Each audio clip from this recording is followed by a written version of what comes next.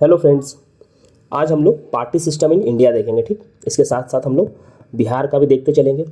ये टॉपिक जो है वो बीपीएससी के लिए मतलब डायमंड समझो, मतलब हर साल क्वेश्चन आता है। पीवाई को उठा कर देखोगे तो 68 में भी क्वेश्चन यहाँ से है, 69 में भी यहाँ से क्वेश्चन है, तो हर साल क्वेश्चन यहाँ से पूछता ही पूछता है।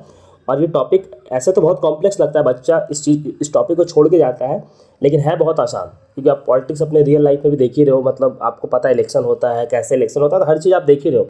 तो बस उसे एक सिंक्रोनाइज वे में पढ़ना है और देखना है। हम लोग इस टॉपिक को इतना लॉजिकली देखेंगे, लॉजिकली समझेंगे कि आपको रटने का ज़रूरत नहीं पड़ेगा। थोड़ा बहुत कोटेशन है वो आप याद कर लीजिएगा। हम लोग इस टॉपिक में दो चीज़ देखेंगे। एक तो देखेंगे पॉलिटिकल पार्टीज़ कि पॉलिटिकल पार्टी इंडिया में कैसे इवॉल्व किया, रीजनल पार्टीज़ कैसे आया, और इसके बाद हम लोग देखेंगे role of caste, role of caste in politics. हम लोग ये तीन चीज़ को देखेंगे कि रोल ऑफ कास्ट बहुत इंपॉर्टेंट है, हर साल पूछता है। हम लोग का ज़्यादा फोकस रहेगा रोल ऑफ कास्ट पे, क्योंकि रोल ऑफ कास्ट पे बहुत चांस है कि फिर से क्वेश्चन इस बार आ जाए। 68 या 69 में पूछा था, 69 में तो दो दो क्वेश्चन था। ठीक, तो चलिए हम लोग स्टार्ट करते हैं। देखिए, इडमनबर्ग का एक स्टेटमेंट है, पॉलिटिकल पार्टी को ये डिफाइन करते हैं, पॉलिटिकल साइंटिस्ट है। तो अगर आपको एज इट इज स्टेटमेंट को रटना है, ठीक, कि political parties are group of individual. अब क्या होता है पॉलिटिकल पार्टीज, क्या होता है, एक ग्रुप ऑफ इंडिविजुअल होता है, यहाँ पे 10 लोग 20 लोग मिलते हैं, United by common ideology. Ideology same होता है, जैसे बीजेपी का आइडियोलॉजी हिंदुत्व है, तो अब जो भी हिंदुत्व आइडियोलॉजी के लोग वो बीजेपी में जाते हैं। ठीक, promises aiming to promote national interest. अब पार्टी क्या करती है, गवर्नमेंट बनाती है तो नेशनल इंटरेस्ट को प्रमोट करती है।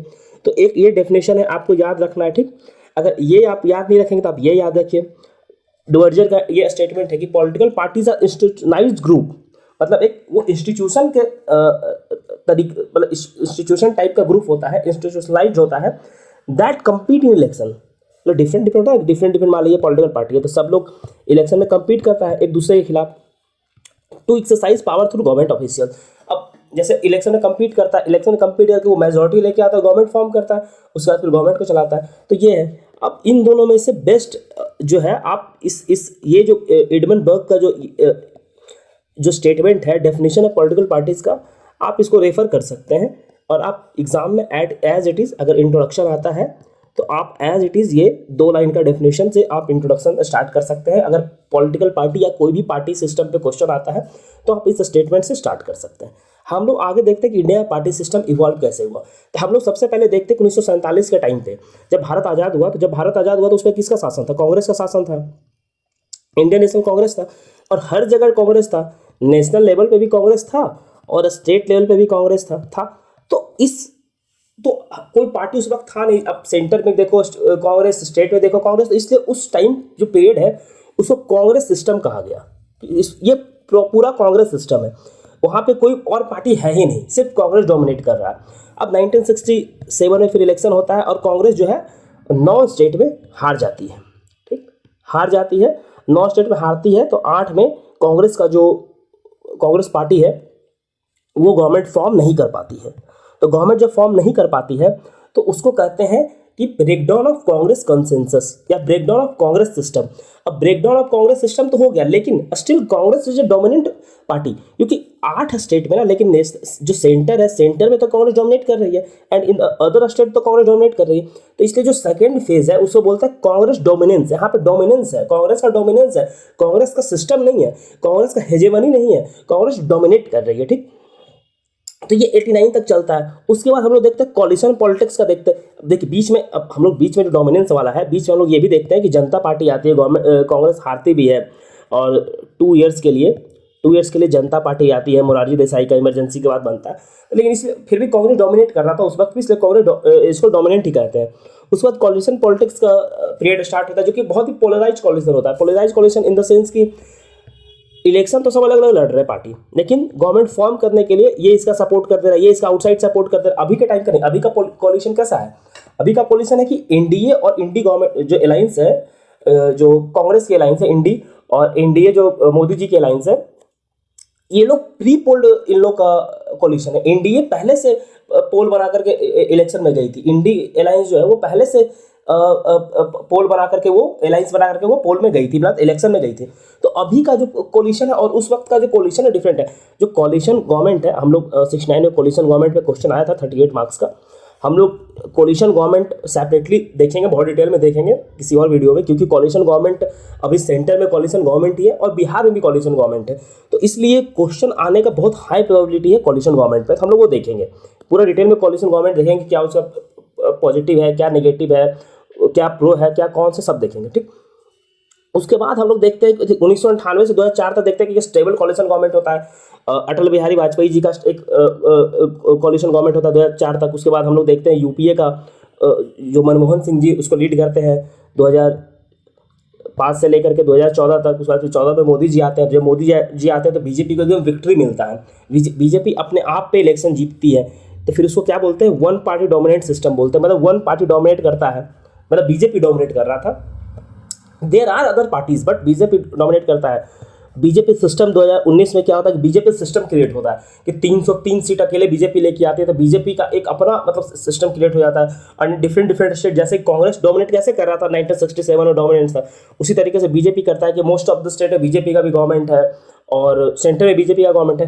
लेकिन हम तो 2024 में देखते हैं कि फिर से कोलिशन इरा का बैक हो जाता है। इसीलिए इंपॉर्टेंट है कि कोलिशन इरा पे क्वेश्चन फिर से आने का रिपीट हो सकता है, तो इसलिए इंपॉर्टेंट है क्योंकि बैक ऑफ द कोलिशन इरा। अभी हम लोग देखते हैं कि मोदी जी का अपने आप पे जो उनका बहुमत नहीं है, नीतीश कुमार जी सपोर्ट कर रहे हैं, जेडीयू का समर्थन है, टीडीपी का है, एलजेपी का है, डिफरेंट पॉलिटिकल पार्टी सपोर्ट कर रहे हैं, तब जाकर के सेंटर में उनका सरकार बना है, ठीक। तो ये अब इसी चीज़ को आपको हमने यहाँ पे एक्सप्लेन किया हुआ है, आप इसको देख लीजिएगा कि जो हम लोग एक्सप्लेन किया, कांग्रेस सिस्टम को क्या बोलती है, रजनी कोठारी जी बोलते हैं कि ये पार्टी ऑफ कंसेंसस है। मतलब वहाँ पे ये कांग्रेस है, ये ऐसे समझिए इसको, ये कांग्रेस है, तो इसमें डिफरेंट आइडियोलॉजीज है। कांग्रेस है ना, कोई सोशलिस्ट आइडियोलॉजी है, कोई फार लेफ्ट आइडियोलॉजी है, कोई राइट आइडियोलॉजी, डिफरेंट कोई दलित आइडियोलॉजी है, तो डिफरेंट आइडियोलॉजी कांग्रेस में ही है। इसीलिए कांग्रेस को बोला जाता था कि कांग्रेस खुद में एक कॉलिशन था, Congress is a coalition of ideologies, ये ऐसा कहा जाता था उसमें, ठीक। फेज 2 में हम लोग देखते हैं कांग्रेस का हेजेमनी डिक्लाइन होता है, हम लोग ने देखा। फेज 3 में कोलिशन इरा स्टार्ट होता है, फेडरलाइजेशन ऑफ इंडियन पार्टीज, ये हम लोग ने देखा। फेज 4 में 2004 से लेकर के 2014 से लेकर 2024 तक बीजेपी डोमिनेट करती है, बट स्टेट लेवल पे बिहार में एक्सेप्शन था, बिकॉज बिहार में कोलिशन गवर्नमेंट हमेशा से है, 2005 से कोलिशन गवर्नमेंट है। बीच में नीतीश कुमार जी इधर अल्टी पल्टी मारते हैं, लेकिन वो एनडीए के साथ ही रहते हैं, तो ठीक। और 2024 में देखें कि back of the coalition era, जहाँ पर इंडिया अलायंस और इंडिया अलायंस दोनों का अपना अपना ये है, ठीक।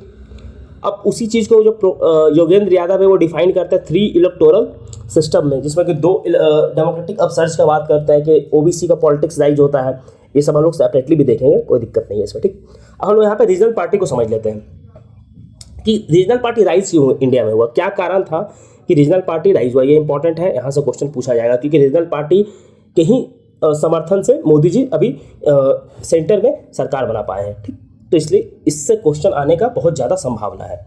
एक तो कारण है कि सोशल कल्चर डाइवर्सिटी, तमिलनाडु का एक अपना कल्चर है, बिहार का एक अपना कल्चर है, पंजाब का एक अपना कल्चर है, गुजरात का एक अपना कल्चर है, ठीक। तो सबका एक अपना कल्चर है, तो जहाँ अपना अपना कल्चर है तो वहाँ अपना एक सबका एक अपना अपना पार्टी भी होगा। जैसे पंजाब का अकाली दल है, तमिलनाडु में डीएमके है, बिहार में जेडीयू है, तो सबका एक अपना अपना पार्टी है, ठीक। तो इस कारण से दूसरा ग्रीन रेवोल्यूशन। अब ग्रीन रेवोल्यूशन आने से क्या हुआ, ग्रीन रेवोल्यूशन आने से जो एग्रीकल्चर था उसमें प्रॉस्पेरिटी आया, प्रॉस्पेरिटी आने से जो मिडिल क्लास था उस वक्त का जो मिडिल क्लास था उसके पास पैसा आया, राइज हुआ, rise of the middle class. उसमें का जो एग्रीकल्चर क्लास था जो कि वेल्दी हुआ इन सर्टेन एरियाज। तो जब वेल्दी हुआ तो वो अपना एक पॉलिटिकल रिप्रेजेंटेशन चाहेगा, पैसा आएगा तो वो चाहेगा कि वो पॉलिटिक्स में पॉलिटिकल रिप्रेजेंटेशन चाहेगा। तो हम लोग देखते हैं कि बिहार से जो ओबीसीज, बिहार में ओबीसी पॉलिटिक्स का राइज होता है, ज़्यादा पॉलिटिक्स का राइज होता है बिहार में। हम लोग उसमें देखेंगे कि बिहार में फर्स्ट दलित सीएम भी बिहार में बनता है। आप उनका नाम बताइए कि who was the first Dalit CM of Bihar. आप कमेंट में उनका नाम बताइएगा कि who was the first Dalit CM of Bihar. ये बहुत पूछा जाने वाला क्वेश्चन है, बीपीएससी में ही पूछा गया है शायद कभी ना कभी, और ये आपको जानना चाहिए, तो आप कमेंट सेक्शन में बताइए। Federalism and decentralisation. अब फेडरलिज्म अब क्या है कि अब ऐसे देखिए, अब इस बात को समझिए कि the decentralisation of power to the state has made state level politics more significant. अब जैसे कि स्टेट में क्या है कि स्टेट के पास भी अपना पावर है, तो स्टेट का पावर कैप्चर करने के लिए अब जो रीजनल पार्टीज होगा वो क्या करेगा कि रीजनल इशू पे लड़ेगा इलेक्शन। तो रीजनल इशू पे कौन लड़ेगा? बीजेपी आकर के रीजनल इशू पे नहीं लड़ेगी, जो जेडीयू है या फिर आरजेडी वही रीजनल इशू पे लड़ेगी। तो इसलिए पॉलिटिकल जो फेडरलिज्म है, फेडरल का जो आइडियोलॉजी है उसको इंटैक्ट करने के लिए, उसको प्रिजर्व करने के लिए भी रीजनल पार्टी का राइज होता है। उसके साथ पॉलिटिकल डिसेंट्रलाइजेशन है, लोकल गवर्नमेंट। अब ऐसे समझिए कि जो लोकल गवर्नमेंट है, अब लोकल गवर्नमेंट का 73rd एंड 74th अमेंडमेंट से, कॉन्स्टिट्यूशनल अमेंडमेंट से उसको कॉन्स्टिट्यूशनल स्टेटस दे दिया गया। तो वहाँ पे इलेक्शन लड़ने के लिए पार्टी का फॉर्म हुआ कि डिफरेंट पार्टी लोकल लेवल पे लड़ती है। और यहाँ पे जो मान लो कोई मुखिया जीता, तो ये मुखिया अगले साल क्या करेगा कि वो जिला पार्षद जीतेगा, अगले साल वो चाहता है कि हम एमएलए बने।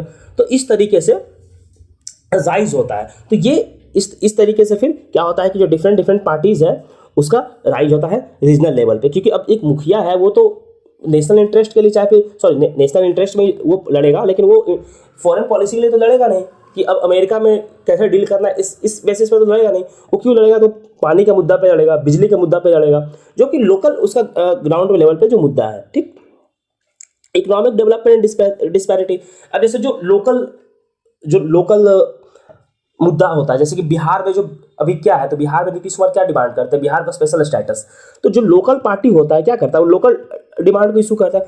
अब हम लोग इसे समझे कि जो जेएमएम था, झारखंड मुक्ति मोर्चा, वो झारखंड का सेपरेट स्टेट का डिमांड किया था। तो इसलिए वो पार्टी का एक फॉर्मेशन हुआ कि जो वो है उसका कोर इशू क्या है कि हम सेपरेट स्टेट चाहते हैं। झारखंड क्या ट्राइबल स्टेट है, तो ट्राइबल स्टेट तो ट्राइबल आइडेंटिटी को प्रिजर्व करने के लिए वो चाह रहा है। ठीक, इसी तरीके से अब नेशनल पार्टी का फेलियर, जैसे अब कांग्रेस था, मैंने बताया था कांग्रेस बहुत बड़ा पार्टी था। जब कांग्रेस टूटा तो बहुत सारे डिफरेंट पार्टी कांग्रेस से निकला। इवन जनता दल से हम लोग देखते हैं कि जेडीयू निकला, आरजेडी निकला, डिफरेंट पार्टीज उससे जनता दल से भी निकलता है। तो जो बड़ा पार्टी था उसका फेलियर होता है, तो डिफरेंट छोटा पार्टी अपना अलग अलग गुट बना लेता है। ठीक, तो ये तो हम लोग इसका पार्टी सिस्टम का ये समझ लिए। सर हम लोग देखते हैं कि रोल क्या है, रीजनल पार्टी का कुछ तो रोल होगा। तो पहला रोल क्या है कि वाइडर रिप्रेजेंटेशन देता है। अब जो लोकल लेवल पर जो रिप्रेजेंटेशन देखा, जैसे कि मान लीजिए कोई मणिपुर का पार्टी है, तो मणिपुर का पार्टी जो है वो मणिपुर को रिप्रेजेंट करेगा। तो उससे क्या होता है? उससे होता है कि वाइडर रिप्रेजेंटेशन मिलता है। वहीं पर जो रीजनल आइडेंटिटी है उसको एम्पावरमेंट मिलता है। जैसे कोई तमिलनाडु का कोई पार्टी है, डीएमके है, तो तमिल आइडेंटिटी को एम्पावर करेगा। जिससे कि क्या होता है? इससे कि फेडरलिज्म भी इंटैक्ट होता है और डाइवर्सिटी प्रमोट होता है।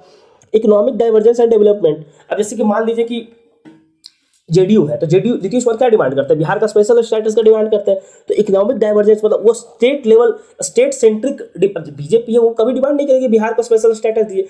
मोदी जी कभी डिमांड नहीं करेंगे गुजरात को स्पेशल स्टेटस दिया जाए, क्योंकि वो नेशनल पार्टी है, वो इस टाइप का रीजनल डिमांड नहीं करता है। उस तरह की कॉम्पिटेटिव फेडरलिज्म। अब डिफरेंट पॉलिटिकल पार्टीज क्या चाहेगा कि जो इन्वेस्टमेंट है उसका स्टेट में आए। अब बिहार चाहिए कि कोई इन्वेस्टमेंट उसका स्टेट में आए।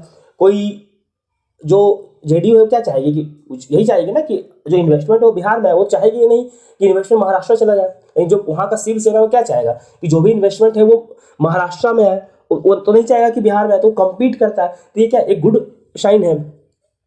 Collision politics. अब कोलिशन पॉलिटिक्स भी क्या है? अभी रीजनल पार्टी है, तो रीजनल पार्टी के नाम पे ही तो मोदी जी वहां बना पाया सरकार। तो ये क्या कंसेंसस बेस्ड पॉलिटिक्स को ये करता है, एम्पावर वल्नरेबल सेक्शन। अब regional party mainly talks about क्या? अब लोकल इशू का बात करते हैं, जैसे एसटी एससी रिजर्वेशन का बात करती है, अभी आरजेडी कर रही है कि कास्ट सेंसस हो, एसटी एससी रिजर्वेशन का बात करती है। क्या है? ये लोकल इश्यूज पे फाइट करते हैं, जिससे क्या होता है जो वल्नरेबल सेक्शन है उसका वॉइस स्ट्रेंथन होता है। लेकिन इसका कुछ नेगेटिव रोल भी है। अब नेगेटिव रोल क्या है? Coalition politics. अब बहुत इनस्टेबिलिटी होता है। बिहार में देखिए, अब नीतीश कुमार पिछले 5 साल में 4 बार पलटी मार चुके हैं।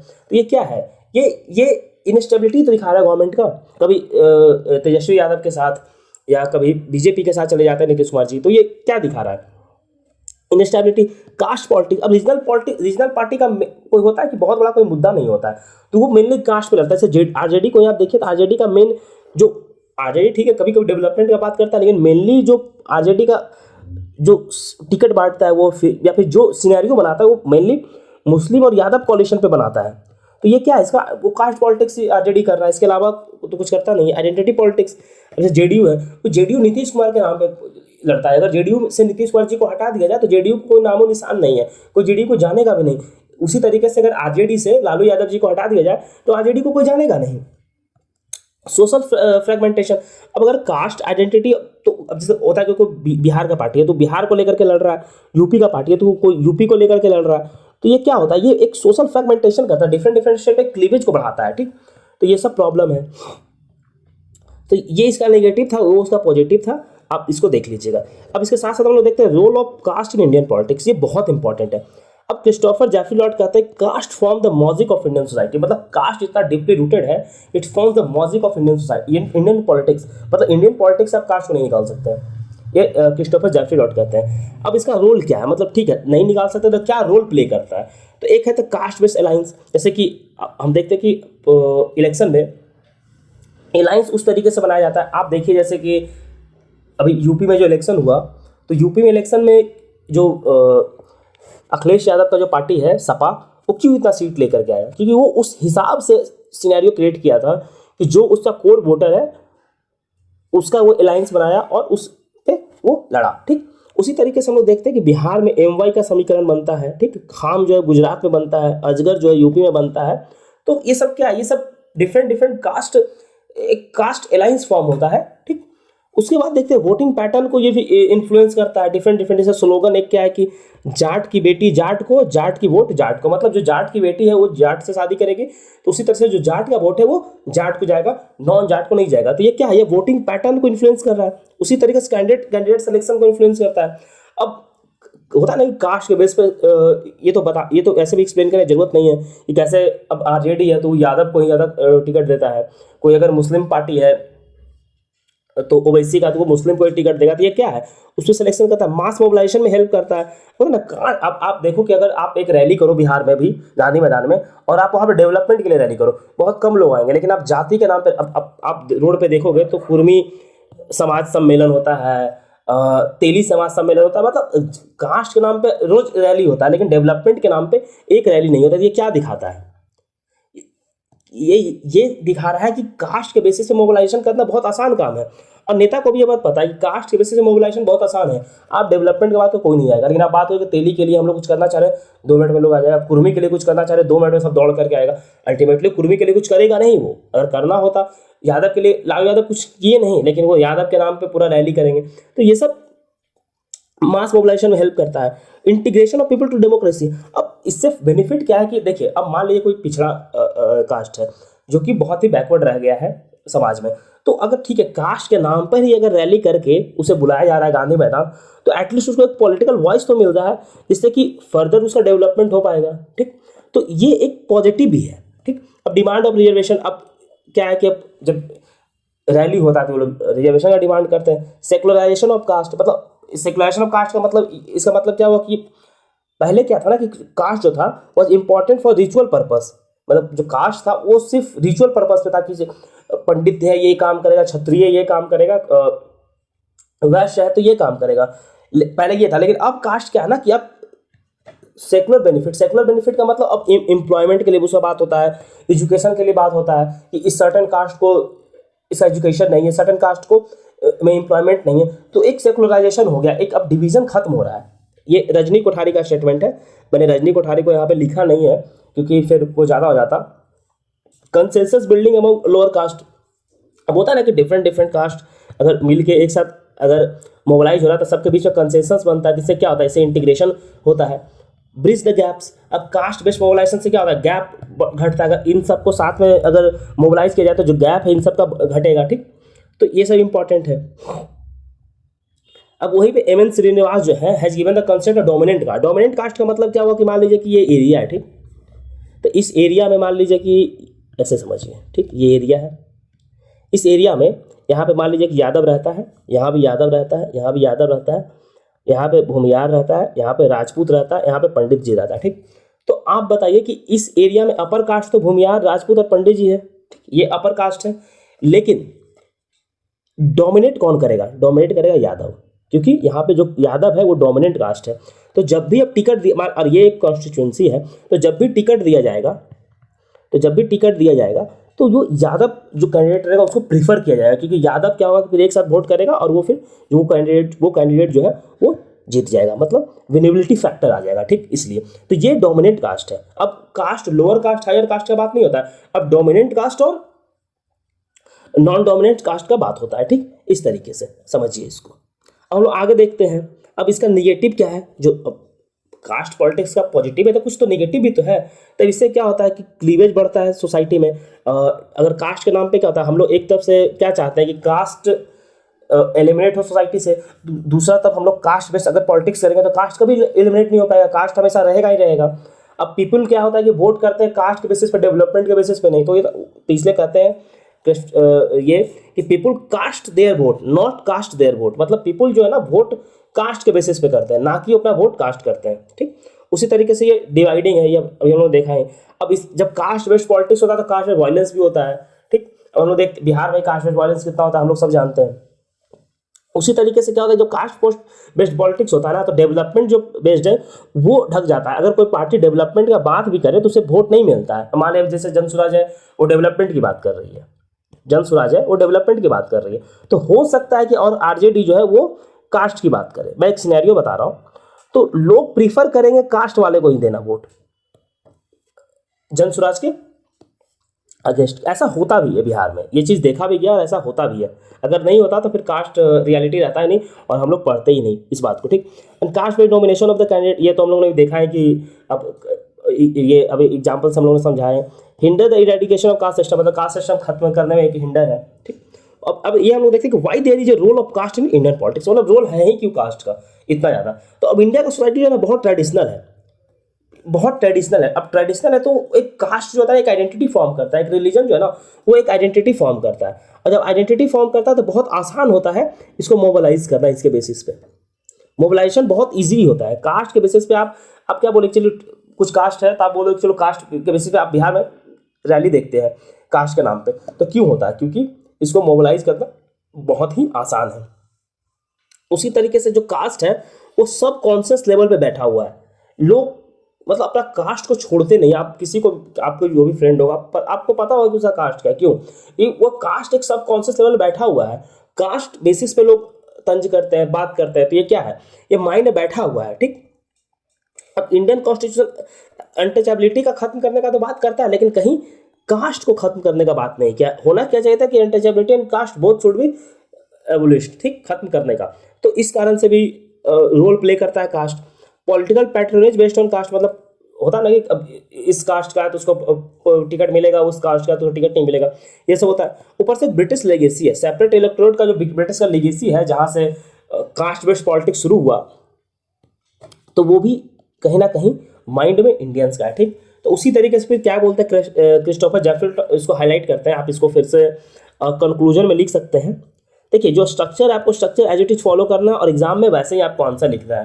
वो कहते हैं caste based mobilisation as India silent revolution, मतलब साइलेंटली जो है इंडिया का डेवलपमेंट में वो रोल प्ले कर रहा है, highlighting the genuine democratisation although politics solely based on cast must not be promoted. मतलब सिर्फ कास्ट बेस्ड पॉलिटिक्स प्रमोट नहीं हो चाहिए। ठीक है, आप कास्ट के बेसिस पे मोबिलाइजेशन हो रही है, अच्छी बात है। हो सकता है उसे मान लीजिए कोई सो कॉल्ड लोअर कास्ट से हो और उसके बेसिस मान लीजिए जो मैनुअल स्कैवेंजिंग करता है जो लोग, अब अगर उन लोग को आप मोबिलाइज करते अच्छी बात है, उनको एक वॉइस मिलेगा। लेकिन अगर आप सिर्फ कास्ट के बेसिस पे अगर मोबिलाइजेशन हो रहा है देन इट इज मतलब प्रॉब्लमेटिक है ये। आप मोबिलाइजेशन करो लेकिन आप उस पर डिफरेंट ये भी होना चाहिए कि आप उस पर डेवलपमेंट की बात करो। ये सब इन लॉन्ग रन इससे क्या होगा कि सोसाइटी में क्लीवेज घटेगा। अगर आप सिर्फ कास्ट के बेसिस पे अगर मोबिलाइज करोगे तो इससे क्या होगा कि क्लीवेज उसका बढ़ता ही जाएगा। ठीक, अब ये कास्ट पॉलिटिक्स का राइज है, ये हम लोगों ने देखा है। अभी ऊपर आपको समझाएं कि प्री इंडिपेंडेंस कैसे हुआ, पोस्ट इंडिपेंडेंस कैसे हुआ, ऊपर हम लोगों ने देखा ही था, इसको आप देख लीजिएगा।